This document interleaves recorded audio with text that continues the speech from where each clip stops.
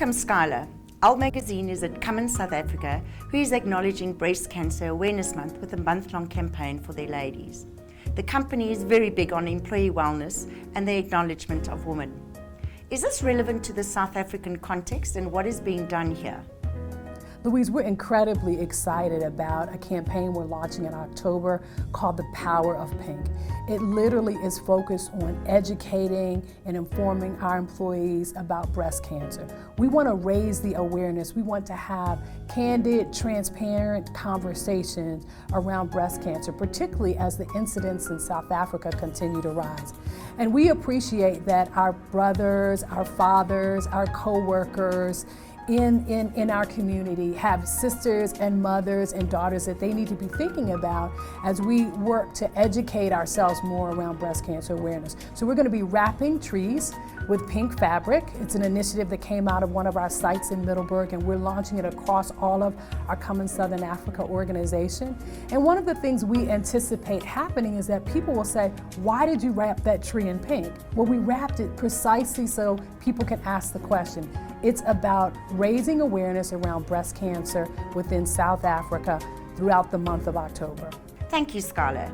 In terms of breast cancer, what advice would you give to the elbows out there watching this video clip, with specific reference to making sure that early detection is found out? Getting access to good information and ensuring that you're tested on a regular basis is absolutely critical for all elbows. We as women have to become comfortable with having conversations about our wellness. And some people shy away. We always talk about cleavage and our breasts and XYZ. It's something we want to emphasize. What we don't do is say, how do we make sure our breasts are healthy? Are we engaged in self-examinations? Are we having mammograms on a regular basis? I would say if I talk to my circle of friends, we challenge one another. Hey, have you gone and had your mammogram? One thing that I've decided to do with my daughter, my older daughter, is we actually on our birthdays, that's our gift to one another. Let's go get the exam together. So you can get a group of girls together. It's nothing wrong with, hey, what are we going to do first? We're going to have a mammogram and then we're going to go to lunch. Well, Schuyla, you're obviously very passionate and a most dynamic woman. Why would this be important to you specifically? Louise, I'm passionate about this for three reasons. One, I had an aunt who died some years ago. She died of cancer. It was not breast cancer.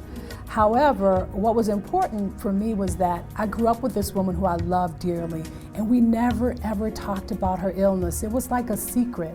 And I kept thinking, how come she's not talking to me? And if she really loved me, wouldn't she tell me?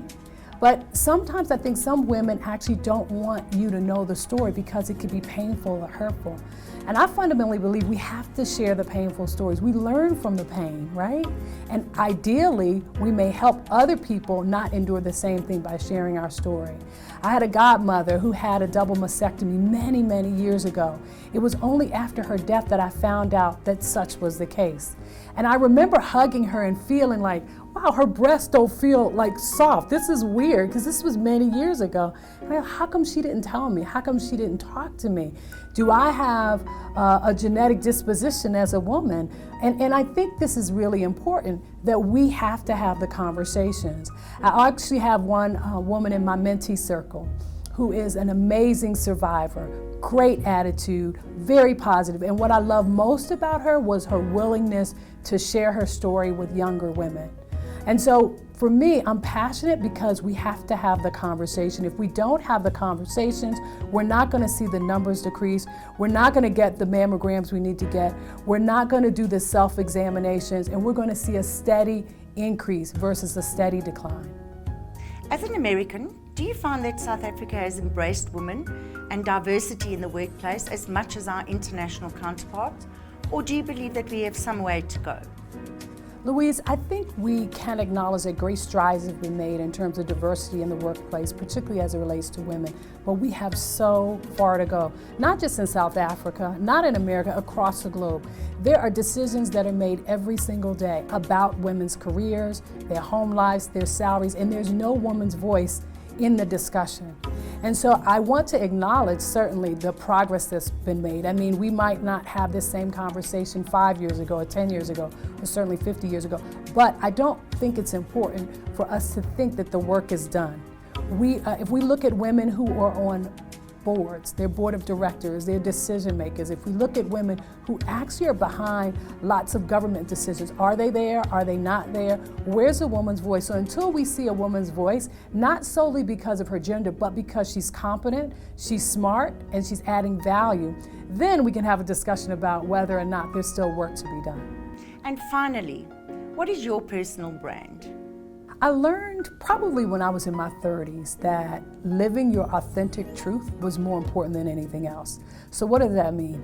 It means that I have to accept all the quirkiness, all the moods, all the brilliant sparks that come from the innovative ideas that I have, that I can't subscribe to anyone else telling me who Schuyla is, that I have to accept her, the wholeness of her from head to toe, from A to Z, and that I must use that in the workplace to do the things that are important in the roles that I have. I think sometimes women have a tendency to pack a little bit away. Okay, now I'm working in this environment like Cummins as an example. Engine company, power generation, etc. Oh, wow, yeah, I can still wear my stilettos. I can look pretty. Even though it's an engine company and our guys and our women do fantastic jobs with these amazing engines we develop, I can still be feminine in that place. That's my authentic truth. If I go and present something different, I'm not bringing my whole self into the workplace. And I think that it's absolutely critical that we do that in order to be successful.